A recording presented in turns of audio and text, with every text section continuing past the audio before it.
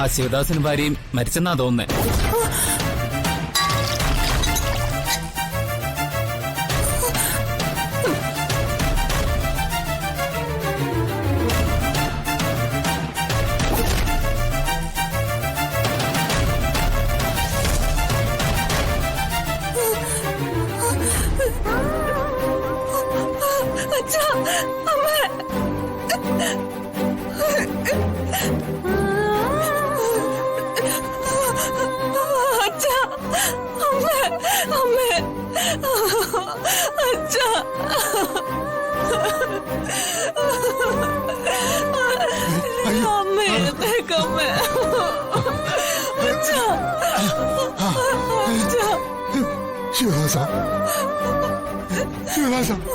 ശിവേട്ട, എന്താ നീ കാണിച്ചത്?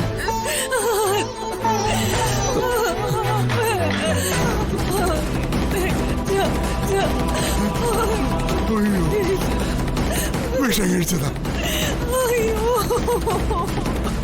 കൃഷിക്ക് വെച്ചിരുന്ന ഫ്യൂരിഡാനോ? ശിവദാസ, ഇനി രക്ഷ കിട്ടുന്ന കാര്യം പാടാ.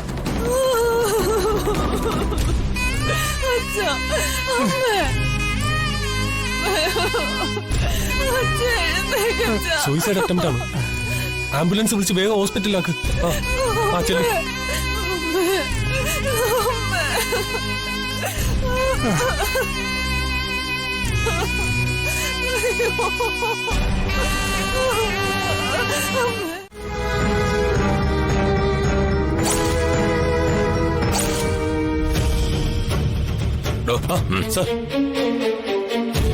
അപ്പോ അമ്മയും മകളും ഏകദേശം ഒരു 11 മണിയോടുകൂടിയാണ് ജയിലിലെത്തിയതല്ലേ? അതെ സാർ.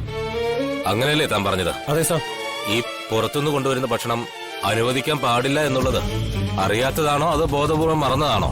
അത് സാറേ, അതായത് 2 പേരും ചേർന്ന് ഭക്ഷണം കൊണ്ടുവന്നു.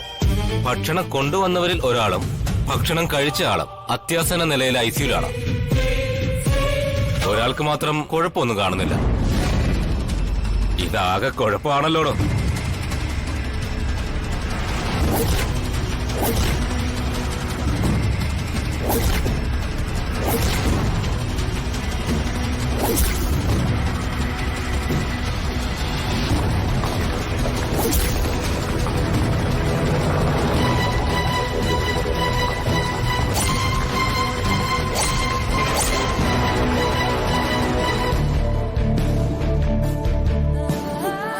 ചിന്നു, ചന്ദ്രമ്മ, ചിന്നു, ചന്ദ്രമ്മ, എന്റെ അച്ഛൻ.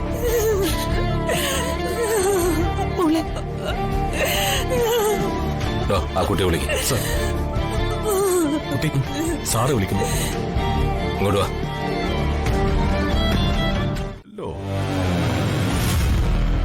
ശിവദാസൻ ഏതായാലും മരണമുറപ്പിച്ച മാട്ട.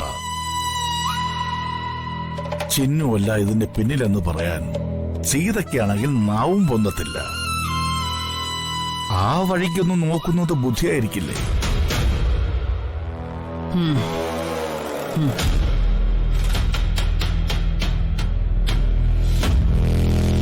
ആ കുഞ്ഞോളെ, ഒരു കാര്യം കൂടി.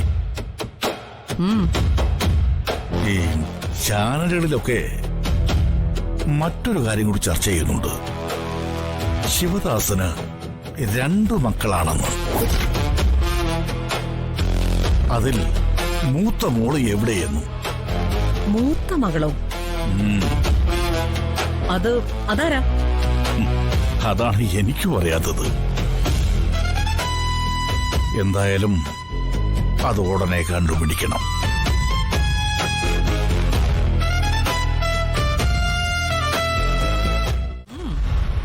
ഇലവുദേശം കൊട്ടാരത്തിലെ കൊലപാതക പ്രതി ശിവദാസനും ഭാര്യ സീതയും ജയിലിൽ വെച്ച് ആത്മഹത്യാ ശ്രമം നടത്തി. കൊള്ളാം, നല്ല വാർത്തയല്ലേ? ഭാര്യയും ഭർത്താവും ഒന്നിച്ച് ഒരു മരണം. പുണ്യം ചെയ്തവർക്കേ അത് സംഭവിക്കൂ. രണ്ടുപേരും ചാകാനുള്ള ആശംസയായിരിക്കും അല്ലേ?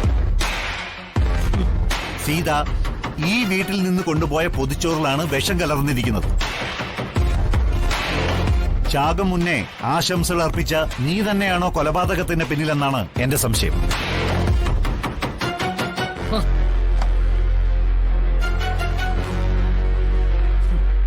വരവ് കണ്ടപ്പോഴേ ഞാൻ ഉദ്ദേശിച്ചു അത് തന്നെയാണ് ഈ വരവിന്റെ ലക്ഷ്യമെന്ന്. അനാവശ്യ വിഷയങ്ങളിലേക്ക് വെറുതെ ഈ രമാദേവിയെ പിടിച്ചിടരുത്. ശിവദാസൻ മരിക്കേണ്ട ആവശ്യം നിനക്കാ. ശിവദാസിന്റെ വാക്കുകളെ ഭയക്കേണ്ടതും നീയാ. പാവപ്പെട്ട ഒരു തമ്പുരാനെയും തമ്പുരാട്ടിയെയും അരും കൊല ചെയ്ത കുപ്രസിദ്ധ ക്രിമിനൽ ശിവദാസന്റെ വാക്കുകളെ ഈ രമാദേവി എന്തിനു പേടിക്കണം? പിന്നെ ശിവദാസൻ എന്ന ക്രിമിനലിന്റെ പടുമരണം തന്നെയാണ് ഞാൻ ആഗ്രഹിക്കുന്നതും സ്വപ്നം കാണുന്നതും. സ്വയം ചത്തൊടുങ്ങുന്നെങ്കിൽ ചാകട്ടെ, അത്രയും പാപം എനിക്ക് ഒഴിഞ്ഞു കിട്ടുമല്ലോ എന്നുള്ള ചിന്തയായി ഇപ്പോ. ജയിലിൽ വെച്ചുള്ള ആത്മഹത്യ ശ്രമം ആയതുകൊണ്ട് പോലീസ് അന്വേഷണം ആരംഭിച്ചു കഴിഞ്ഞു. അന്ന് ശിവദാസിന് എങ്ങനെ തലയിൽ മുറിവുണ്ടായി ഹോസ്പിറ്റലായെന്ന കാര്യവും അവരന്വേഷിക്കും. അന്വേഷണം ഒടുവിലേ ഈ രമാനിലയത്തിൽ വന്ന് നിൽക്കരുത്. എന്റെ ഭർത്താവ് ജയരാമൻ മാനസപുത്രിയാക്കി കൊണ്ടു നടക്കുന്ന ആ വീട്ടുവേലക്കാരിയില്ലേ ചിന്നു, അവൾക്ക് ഇതിൽ വല്ല പങ്കുണ്ടോന്ന് ആദ്യം ഒന്ന് തിരക്ക്.